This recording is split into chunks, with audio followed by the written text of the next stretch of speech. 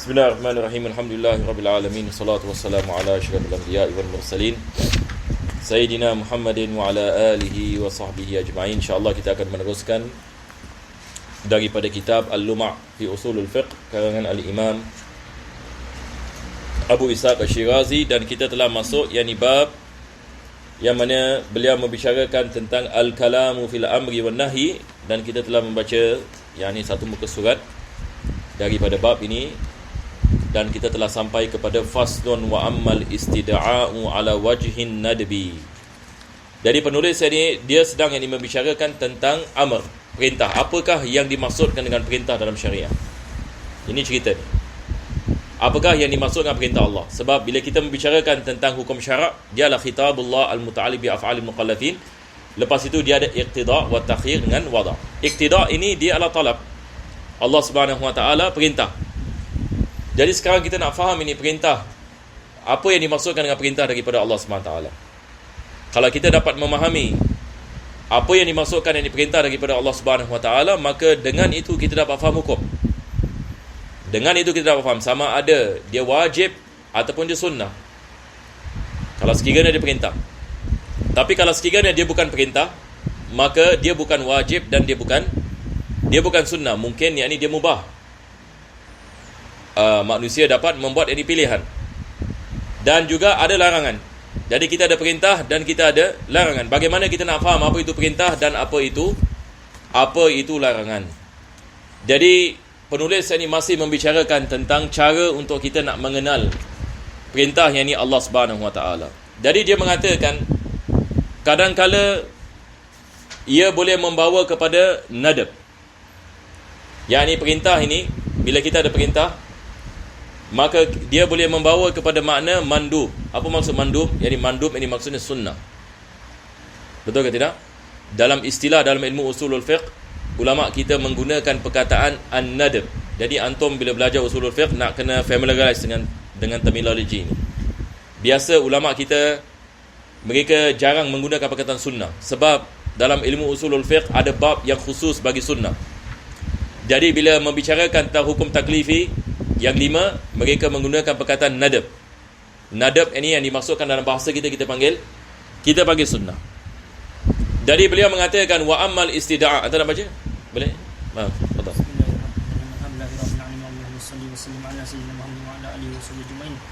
Qala musannif rahimahullah ta'ala nafa'ana bihi wa bi ulumi fid darain amin. Faslun wa ammal istida'u ala wajhin nadab falaysa bi amrin haqiqatin, wa min ashabina man qala huwa amrun haqiqatun, wa dalilu ala annahu laysa bi amrin qawluhu sallallahu alaihi wasallam aula an ashqa ala ummati la amartuhum bis-siwaki inda kulli salat. Jadi penulis ini mengatakan wa ammal istida'a ala wajhin nadbi. Kadang-kala kita ada permintaan ataupun perintah, tetapi dia membawa maksud nadab. Falaisa bi amrin haqiqatan. Maka jenis perintah seperti ini dia bukan perintah makna haqiqah. Dia bukan mengambil makna yang haqiqah. Maksudnya pada zahirnya dia adalah perintah, tapi dia tidak membawa makna wajib. Dia membawa makna mandub. Ini yang penulis ini mengatakan. Dia mengatakan falaisa bi amrin haqiqatan. Kalau kita balik kepada makna haqiqah, dia bukan amr, walaupun dia menggunakan siratu amr. Akan tetapi mu'min ashabina man qal, penulis menukilkan khilaf. Sebahagian daripada ulama mengatakan huwa amrun haqiqatan. Dia adalah makna perintah. Sekarang kalau kita ada perintah ini dia boleh membawa hukum wajib, dia boleh membawa hukum an-nadab.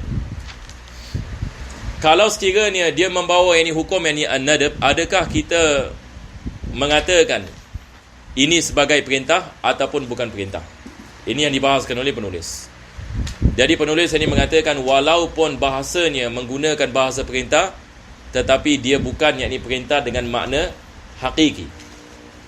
Dia bukan yang diperintah dengan makna hakiki, sebab ini dia tidak membawa kepada kewajipan. Dia membawa yakni kepada kesunahan.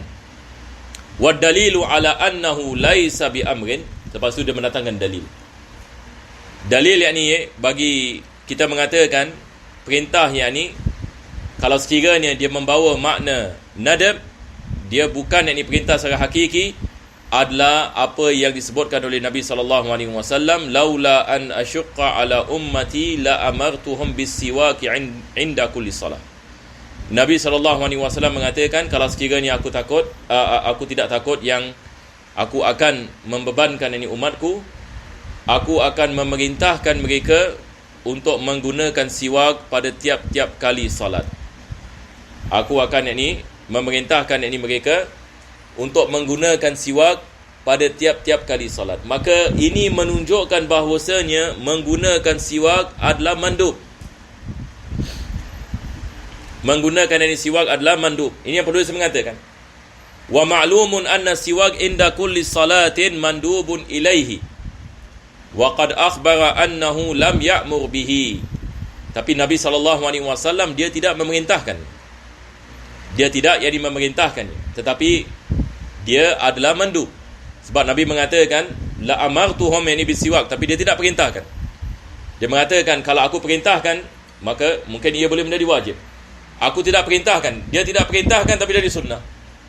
Dia tidak memerintahkan menggunakan siwak, tetapi hukum menggunakan siwak ini adalah an-nadab. Jadi ini adalah dalil bahawasanya apabila kita ada hukum nadab, yakni kita tidak menamakan ia sebagai perintah secara hakikah. Tapi kalau kita menggunakan perintah, dia adalah majaz dan dia bukan hakikah.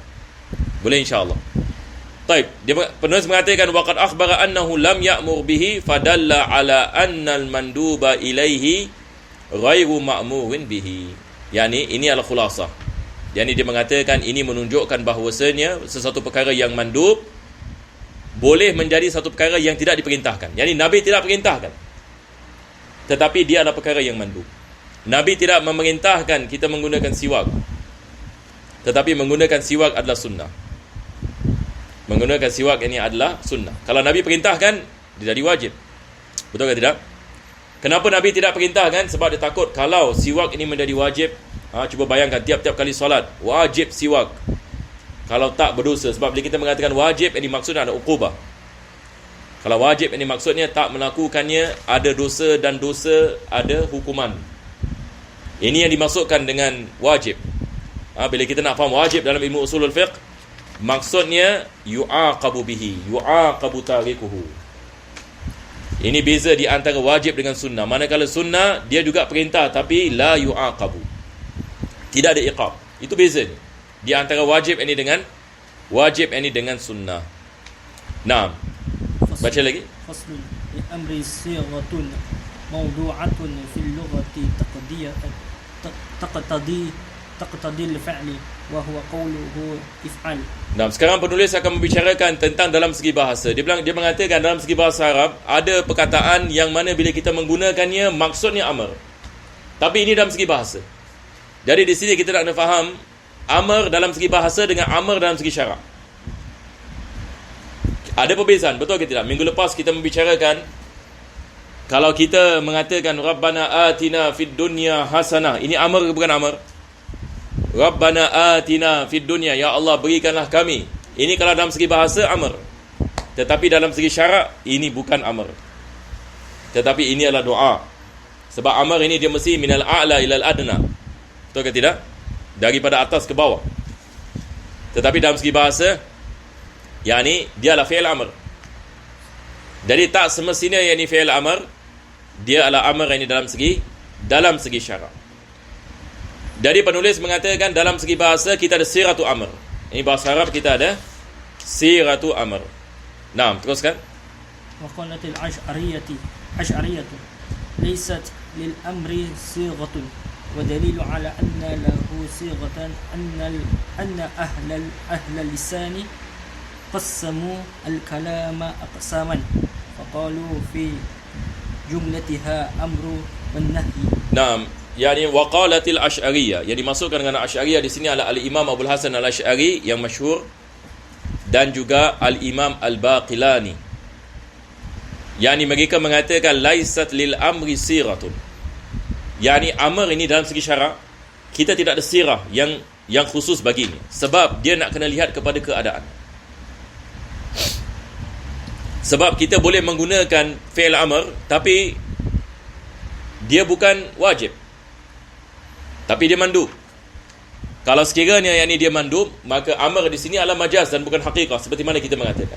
Jadi kita tidak mengambil iktibar sirah, tetapi kita mesti lihat yang ini kepada keadaan untuk kita menentukan sama ada ia amr dalam segi syarak ataupun bukan dari dalam segi syarak. Maka di sini kita ada khilaf. Jadi penulis mengatakan sebahagian daripada Asy'ariyah mereka mengatakan laisatil amri siratun wad dalilu ala anna lahu sirah. Al-Imam Abu Ishaq Al-Shirazi mengatakan amr ini ada sirah baginya. Sebab dia mengatakan ahlul lisan, yakni dalam segi bahasa, qassamul kalama faqala fi jumlatiha amrun wa nahyun. Ini dalam segi bahasa kita ada amr dengan nahi.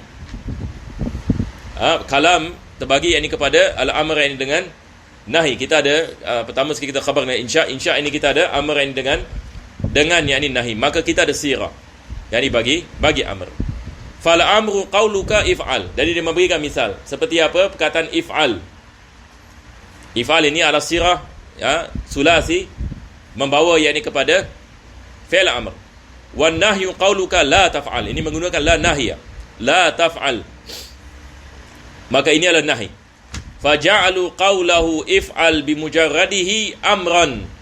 Jadi sebahagian ini ulama khilafan sebahagian ini Asy'ariyah seperti mana kita mengatakan, mereka mengatakan apabila kita ada fi'il amr, maksudnya dia la amr. Tetapi sebahagian Asy'ariyah mengatakan tak semestinya. Tidak semestinya kita menggunakan fi'il amr, dia la amr. Boleh faham insya-Allah? Dia penulis mengatakan, sebagian ulama yang lain mengatakan kalau kita menggunakan siratu amr, maka dia membawa maksud amr, dan amr ini ada sirah ni yang tersendiri, balik ini kepada bahasa. Selepas itu penulis akan membicarakan tentang bagaimana kita nak menentukan kalau kita menggunakan siratu amr, maknanya adalah amr, dan kalau dia amr adakah dia wajib ataupun tidak wajib. Masya-Allah, ini adalah bahas yang agak mungkin panjang sedikit berkenaan yang ini dengan ini. Mungkin kita baca sikit insya-Allah. Teruskan. Babun ma yaqtadi al-amru min ijab idza tajarradat sighatul amri iqtadatil wujub fi qawli aktsari ashabina ثم اختلاف هؤلاء فمنهم من قال يقتضي الوجوب بوضع اللغة. Jadi sekarang penulis mengatakan idza tajarradat siratul amri. Kalau sekiranya kita tidak ada sirah amr, iqtadat al-wujub fi qawli aktsari ashabina. Kalau sekiranya kita ada kalau sekiranya kita ada siratul amr, maka asalnya adalah al-amru yaqtadi wujub. Bila kita ada sirah amr, hukumnya adalah wajib. Jadi asalnya begitu. Ini yang kita belajar dalam waraqat, cara waraqat, dan ini al-qa'idah dalam ilmu usulul fiqh, al-amru yaqtadi wujub. Yani perintah ini membawa makna kewajipan. Jadi sebahagian daripada ulama mengatakan apabila kita ada siratu amr, if'al la taf'al, maka dia membawa makna yakni kewajipan. Summa ikhtalafu haula, dan ada khilaf ini di antara mereka. Faminhum man qal yaqtadil wujub bi wad'il lurah. Jadi sekarang bagaimana kita nak mengetahui sama ada kenapa kita mengatakan dia wajib? Sebahagian daripada mereka mengatakan sebab dalam segi bahasa. Apabila Allah Subhanahu wa taala mengatakan wa aqimus salah, aqimu fi'il amr, sirah, balik kepada sirah, dia adalah fi'il amr. Jadi kalau sekiranya kita mengatakan dia adalah fi'il amr, maka perbuatan yang diperintahkan itu adalah wajib. Jadi ini balik kepada bahasa. Disebabkan aqimu dia adalah fi'il amr, maka apa yang diperintahkan itu membawa hukum wajib. Kenapa? Biwad'il lurah, disebabkan bahasa. Wa minhum, sebagian yang lain mengatakan tidak. Kita tidak boleh hanya bersandarkan kepada bahasa saja. Wa minhum man qala yaqtadil wujub bisyar'i. Kita nak kena lihat ini kepada hukum syarak. Kita kena lihat ini kepada hukum syarak. Seperti mana kita mengatakan, kadang-kadang kita boleh menggunakan fi'il amr tetapi dia tidak membawa kepada kewajipan. Dia tidak membawa kepada kewajipan.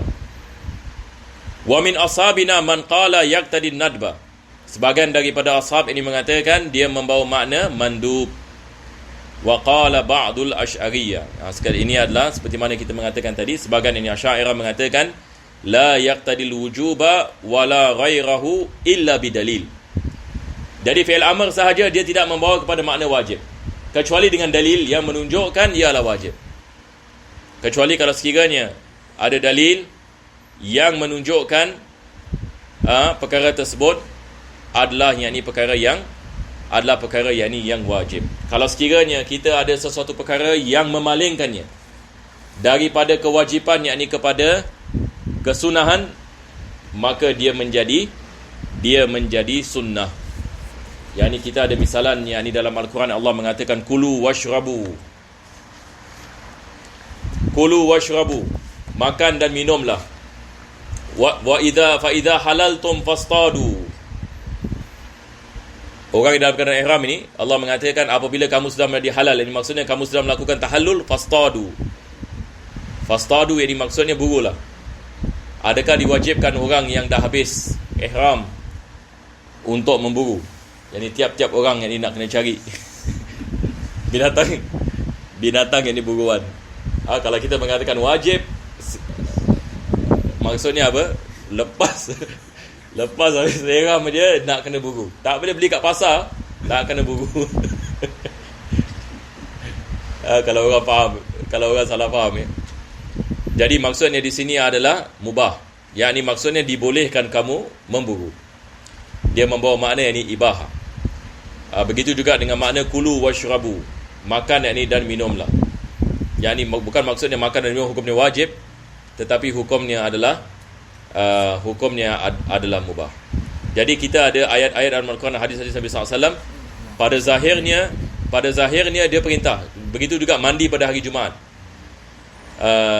Mandi pada hari Jumaat, kita ada hadis Nabi SAW yang mengatakan wajib bagi seseorang itu untuk mandi Jumaat. Ini disebutkan oleh Ibn Hajar misalnya dalam Bulughul Maram. Selepas itu dia membawa hadis yang lain mengatakan barang siapa yang mandi itu lebih baik. Ala kulli hal, kadang-kadang kita ada perintah tetapi ada dalil yang lain menunjukkan bahawasanya dia tidak wajib, dia adalah sunnah. Dan ini masya-Allah ini yang susah. Orang yang tak mahir dalam benda-benda seperti ini, banyak kesilapan kalau orang nak jadi mujtahid misalnya. Kalau dia tak tahu benda-benda seperti ini, habis. Dia akan mewajibkan benda yang tak wajib dan sunnahkan benda yang tak sunnah, dan haramkan benda yang halal walaupun satu itu mansukh dan sebagainya. Ini yang berlaku sekarang. Itu sebab ini orang keliru. Macam tadi kita bicara tentang azan kan. Ada orang mengatakan ada hadis Nabi SAW yang sahih.